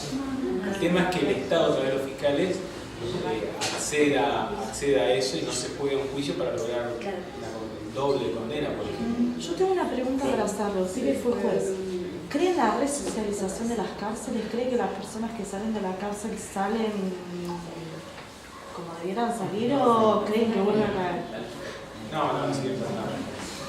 Sirven para prevenir el delito de que esa persona que es sumamente vulnerable socialmente en general salga más vulnerable y no tenga otra opción muchas veces que tiene su vida delictual. Hay muchos delitos que no funcionan luego después de la prisión. No. Usted diría que no funciona ninguno. Sí, la reincidencia, que sea una reincidencia es una cuestión de suerte, porque el tratamiento no es sumamente adecuado. Hay un intento de ocuparlo, de darle algún taller de educación, algo, pero no es el adecuado. Y eso en nuestro sistema penitenciario es chico comparado con Buenos Aires o con la federal. ¿Y hay algún proyecto para cambiar esa situación o dejar? No, es recurso. Miren, yo estuve en el servicio penitenciario, fui el primer director civil del servicio penitenciario. Y me fui cuando vi que no había recursos para hacer las cosas bien, o sea, iba a ser funcionario y nada más. Unos meses, teníamos un proyecto para implementar y cuando en un momento se vio que no había una política de Estado de querer modificar la situación de las cárceles, preferí. La única manera de cambiarlo es como lo de la 30-40, es poniendo más psicólogos en las cárceles, poniendo más cantidad de personal civil que policía con la cárcel, la policía que vaya a patrullar las calles y no las cárceles. No. En Viedma, en el Hospital Salud, funciona lo que es la atención de mujeres víctimas y hombres, que es el tratamiento terapéutico. Que no tiene que ver con algo psicológico, porque no es una enfermedad, sino que tiene que ver con construcciones de modo en que se supura. Y desde ese lugar se trabaja, pero a nivel provincial no hay otra cosa. Y en Cipolletti hay una, depende del municipio, está la Cartunay, que es una organización que funciona con la atención también, y el Roca que es la ONG. Después no hay espacio. Sí, yéndome un poquito el tema. Si funcionaran las comisiones o el observatorio, protocolo no por investigación, pero si funcionaran adecuadamente, la verdad que podrían coordinarse todas estas cuestiones, decir, bueno, quién atiende, qué cantidad de personal falta, hacer un diagnóstico de la situación y cuál es la propuesta, se puede hacer algo, se puede hacer algo. Uno de los que ve, conociendo un poquito el estado de adentro, es que hay recursos que pueden redirigir hacia el territorio. O sea, el Poder Judicial no puede tener 3 personas para asistir a la víctima de todos los delitos que se denuncian en Viedma, que son 2.000 o 3.000 delitos al año. Te voy a decir, 100 que roban, 2, 6, sí, que sientan todos los días para esa gente. ¿Cuánto un sueldo? Sí, y también la ley es un aspecto, digamos, de la violencia. No se agota en una denuncia, no se resuelve con una denuncia solamente. No, eso es lo que una digo. partecita. No, yo digo que hay que cambiar los patrones culturales, que para eso es fundamental que funcionen los órganos intermedios, los programas, los funcionarios que están a cargo de esos programas tengan perspectiva de género, que es un inconveniente enorme. Y como vos decías, son más funcionarios hombres y a veces las mujeres que son más machistas. Entonces es medio complicado. Y después lo que te queda, atendiendo a que todo esto no funciona, es peticionar a las autoridades. Volvemos a la época anterior, retroversión del poder al pueblo y empezar a reclamar y a participar de los reclamos. Porque, o sea, cuando no funciona el órgano de control, el que lo puede controlar también es el pueblo. Sí, de hecho, un poco pasó con la figura del femicidio, que antes era la muerte o el asesinato pasional, que se sí, que después hubo una modificación, tiene que ver también con todo un movimiento que empezó como más social. Sí, no solo la figura del femicidio, sino también la de violencia de género, que incluye, o sea, violencia simbólica, patrimonial, física. La cuestión legislativa creo que estamos bastante bien. Tenemos una legislación bastante avanzada.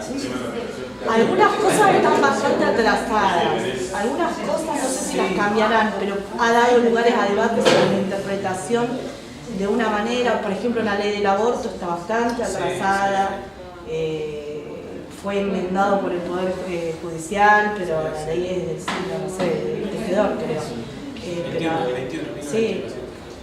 Pero algunas cosas están bien, pero otras cosas es como que habría que modificarlas. Igual, al aborto en el hospital se hace una está la ley provincial y se hace. La provincia se dieron, Santa Fe se dio.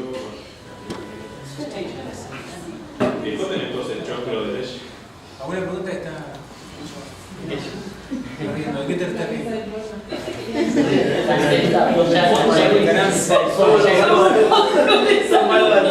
¿Quiere hacer el chiste? Siempre se hace eso.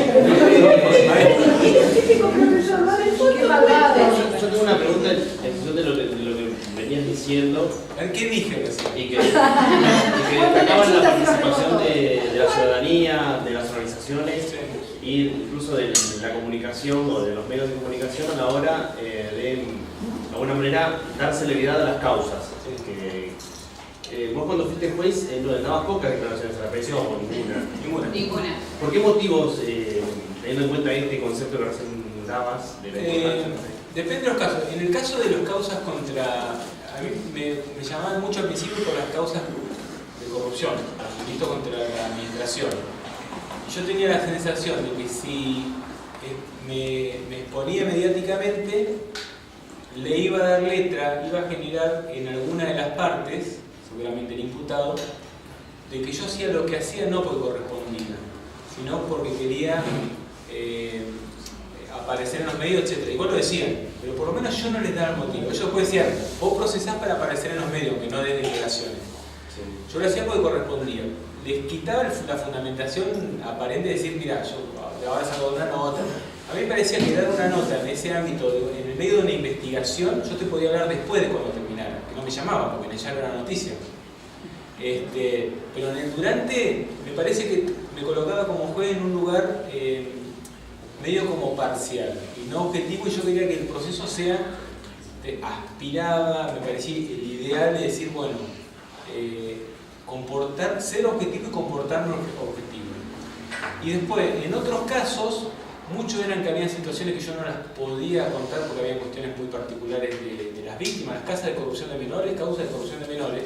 Primero que había mucha prueba que producir y cualquier cosa que yo dijera podía adelantar criterio o avivar gente, porque ustedes no sabían que yo, además Bernardi, tenía 4 o 5 causas más vinculadas.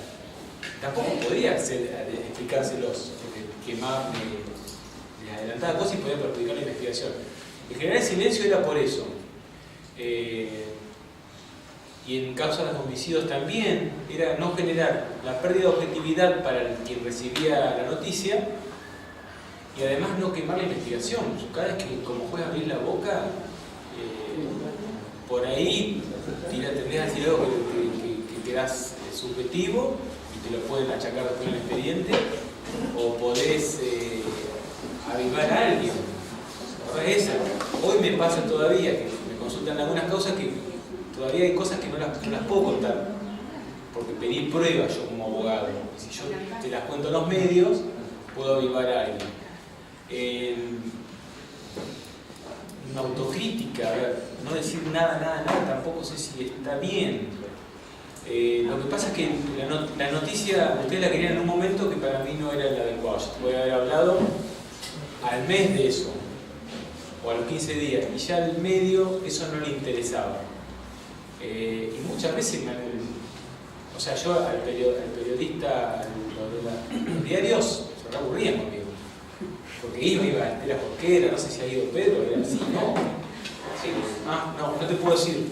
Y no te puedo decir, te va a aburrir conmigo. Claro, a nosotros, los integrantes de la prensa, esto lo hemos creo que hablado en diferentes situaciones, nos pasa otra cuestión, así como por las realidades también de nuestro oficio, ¿cierto? Primero que la prensa le gusta informar, comunicar lo antes posible, o sea, si el hecho sucede hoy, no, estamos a no esperar un mes para informarlo, sino a no ser que sea alguna cuestión de investigación, que acá básicamente existe muy poco del periodismo de investigación en sí. Pero sí la inmediatez a veces. Nos ha pasado, tuvimos un caso de unos abuelos que los primeros diarios, el día que sucedió, a la noche, lo hablamos varias veces de esto. Los habían acuchillado, baleado, perdí un mate con eso, perdí una cuenta por eso. Y en 3 días, los 3 días sucesivos a esos, porque ya después de una semana, a no ser que haya algo muy importante, ya no salen la tapa de los diarios. Pero en los 3 días sucesivos empezamos a mirar esto, no habían sido baleados, pero sí acuchillados, los habían picañado. Después nos enteramos de que, claro, por el vos fíjate que mirá si yo en investigación, 2 cosas te voy a decir de eso. Porque, bueno, voy a decir lo que puedo decir. 2 cosas te voy a decir que no puedo decir. Primero, que cuando ese caso fue mío. Todos querían saber a los 3 minutos del hecho todo. No lo sabía yo y ya me puteaban. ¿Cómo se llama el loco este que está? Pascualetti. Digo, pero, o sea, nosotros entramos en un lugar con un charco de sangre y me puteaba porque yo le había dicho que le habían o cortado el cuello, la mano, un tiro. Es que no lo sabíamos. ¿Vos te imaginás si yo digo? Lo que a nosotros nos pareció era que el tipo lo habían matado con un cuchillo cuando entramos, te digo la verdad. Mirá si yo salgo y les digo esa noche o a la mañana Pascualetti con un cuchillo. El tipo se murió de un paro cardiorrespiratorio. O sea, el apuro de ustedes en esa investigación, por ejemplo, era una locura. Está bien que vos tenés que informar para no. Un periodista, mujer o varón, me dijo, si no nos decís, inventamos. Dijo,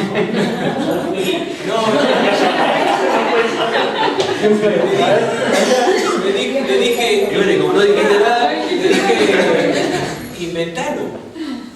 Primero que yo tenía el concepto de no poder en una investigación de un homicidio tremendo, donde no teníamos nada.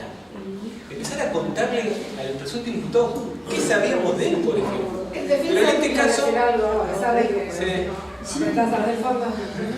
No, que digo, qué apuro tener, ¿no? En situaciones tan extremas de salir a decir cualquier verdura y no tratar de entender bien lo que realmente está pasando para informar lo que realmente pasó. Pero además en ese caso particular era me acuerdo de ese caso que están todos como locos. Estaban ahí apoyando medio en la escena del crimen. Bueno, pero si no se lo que pasa es que...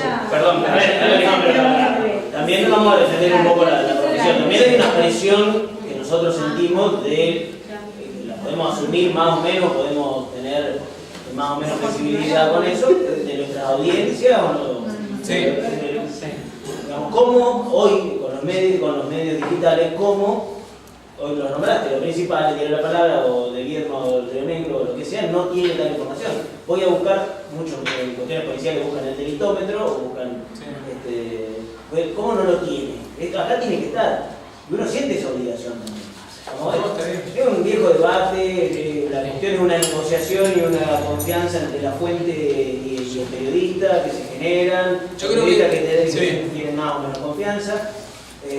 Lo mejor en esos casos es decir, todavía no lo sabemos. Aparte, tengo esto, lo que me parece a mí, ¿no? Lo que he aprendido por experiencia, digo, tengo hasta acá. Si vos me decías, tengo hasta acá, tengo hasta acá, listo. Bueno, pero eso se genera, por ejemplo, yo no atendía en la radio, pero atendía en el juzgado. Cuando me consulté decía, yo no te puedo decir más que esto. Y cuando la persona me decía, yo sé esto, yo decía, bueno, mira, no lo digas. Particularmente quien siempre me consultaba entraba, a veces llevaba datos, a veces no, Estela Forquera, por ejemplo. Y Estela sabía datos porque se lo daba a la policía, qué sé yo, a la vecina. Pero Estela respetaba al 100%, yo me acuerdo de la causa de Bernardi. Estela sabía que lo investigaban a Bernardi, y creo que había sido el cuarto diario que dio la noticia y yo lo sabía 2 meses antes. Yo dije, si vos lo sabés, y decís algo, me cagás de investigación. La tipa se cayó la boca, no sé si lo contaría en los asados, pero no salió en ningún medio. No, yo trabajaba al lado de ella y no lo contaba en ningún medio. De hecho, la arrestaron. No podía saber. En el lugar de trabajo la arrestaron. En el lugar de trabajo la arrestaron al pedo. Porque ella sabía algunos datos que no los había dado en función de que yo le pedí que nos dé. Pero bueno, se había generado la confianza de que yo le podía decir eso. El día de este homicidio de los ancianos, ni a ella le dije, porque no sabíamos ni a nosotros le pasaba. Y a ella salía y decía que estaba papelón. No supimos hasta la autopsia, que fue hasta el mediodía del siguiente. Y sí dije lo que sabía, eran 2 personas mayores de edad muertas de forma violenta. Tampoco sabíamos si era un robo, si era pasional, si eran los hijos, el tío, porque cuando aguanta una escena de un delito de ese tipo, y a veces no tenés ningún elemento, no había nada que nos indicara que fuera un robo, por ejemplo. Está todo ordenado. Después tuvimos que esperar criminalística, después que entramos en una habitación por el costado, vimos que podía ser un robo. Sí, bueno, hay casos, hay que decir, Fabio, que ha mejorado mucho el acceso a la información a partir de la labor tanto de sí, es cierto. Eso no. Bueno, a mí me sirvió mucho eso. Porque yo. saca una cosa y también la oralidad de la la regulación de cargos está muy pero mira, me había olvidado de eso y ahora voy a hablar bien de mí. Yo los derivaba todos con Silvia Martínez. Y Silvia venía y me preguntaba, ¿qué se puede decir que no? Yo le derivaba muchísimo. Las resoluciones, por ejemplo, se las daba entera y que ella, técnicamente, hasta donde dejara el Superior Tribunal, pusiera lo que pusiera. Había algunas que por orden del Superior Tribunal no las ponían. Por ejemplo, la causa Bernardi fue protegido por el Superior Tribunal de Justicia, más allá que después lo hizo pedazo, en lo que fue la publicidad de la causa concreta contra él. Se estaba allanando, a mí me consultan en todos los medios, y para mí el allanamiento ya había terminado, yo dije que el allanamiento era Bernardi, lo comuniqué a medios, y medio lo cayó por orden del Superior Tribunal, por ejemplo. Entonces, medios también trabaja, no sé si ahora cómo trabajará, me conozco, pero en su momento también trabajaba limitado por el superior en qué quería poner y qué no. Les cuento otra, una barbaridad, esto es una barbaridad. La marcha de Ni Una Menos, ¿cuál fue la primera? ¿2013 puede ser? ¿15? 14, 15, yo era juez. Dio una casualidad, recontra casualidad, que durante ese mes posterior a esa marcha, que fue en junio, ¿no? El 4 de junio. 3 de junio. Dicté 3 prisiones preventivas por violencia de género, pero fue, les juro por Dios que fue casualidad. Yo las paso las noticias, como pasaban todas las noticias importantes, me decía que la violencia de género era un tema importante, la prisión preventiva, y estaba la presidenta Salatiegui, y no la sacó, porque decía que ella intuía que las prisiones preventivas habían sido dictadas a propósito de mi parte por la marcha. O sea, intuía de una manera, a las mujeres les habían cagado palo esos días. No 2 meses antes, no una causa que yo reflotaba como hacen ahora con Nación. Los hechos eran de esos días. Esos fueron los momentos que a mí me molestaban, pero después fuera de esos casos, la intervención de medios de comunicación es bastante importante. Y también tiene la tinta del poder que lo escribe. Una cosa es cuando lo escribe el Ministerio Público Fiscal, la noticia, cómo viene, cómo la desarrolla, y otra cosa es cuando la escribe el Poder Judicial. Yo he visto el mismo hecho donde yo he participado, visto de distintas maneras por los dos, o visto de una manera que no faltan cosas que no son importantes, por un criterio mío como defensor en la causa, por ejemplo, como mediante. Es también lo que he notado ahora distinto a antes. Antes era como las volcaba más, capaz que era menos elaborado. Era al principio también, pero sí ya fue como al comienzo. Pero bueno, medios de comunicación del Poder Judicial es muy importante. Así como el de la Corte. La cuestión de la oralidad también ha mejorado mucho. Nosotros podemos estar en la formulación de los cargos ahora y ahí se queda sobre la mesa ya planteado de qué se lo acusa y se hace generalmente al día siguiente o con muy poquitas horas de cometido un determinado hecho. Sí, pero hay casos que vos tenés interesado que no hubiese pasado. Por ejemplo, en el caso de corrupción de menores, no hubieses podido saberlo ni con este caso, porque toda la instrucción hubiese sido a lo largo de meses y no se hubiese formulado cargo. Pero sí la oralidad de este sistema hace que accedas y hace un mayor control de lo que resuelve. Igual muchas veces resuelve cualquier cosa, pero por lo menos lo podés ver. Igualmente, chicos, los fiscales y los jueces siguen hablando antes de la audiencia. Hay jueces que entran con el papelito marcado en donde vos vas a hablar. Vos como defensor así, plantea el fiscal y ya ve que el tipo sigue estando ese sistema de mezclar los roles ahí. Todavía los que están dentro del Poder Judicial tienen más acceso que el abogado que está fuera del Poder Judicial. Viola un poco la igualdad del proceso. Pero ahora con el régimen acusatorio, después digamos que es observador y nada más pone la pena. En realidad sí, resuelve más que la pena. Hay otro proceso, la parte anterior de la investigación donde resuelve prisiones preventivas, pruebas, etc. Es más observador. Lo que pasa es que sigue resolviendo cosas. Y siguen teniendo el teléfono de los fiscales, y siguen teniendo el teléfono de los profesores oficiales. Tal vez menos que antes, ¿será? Sí.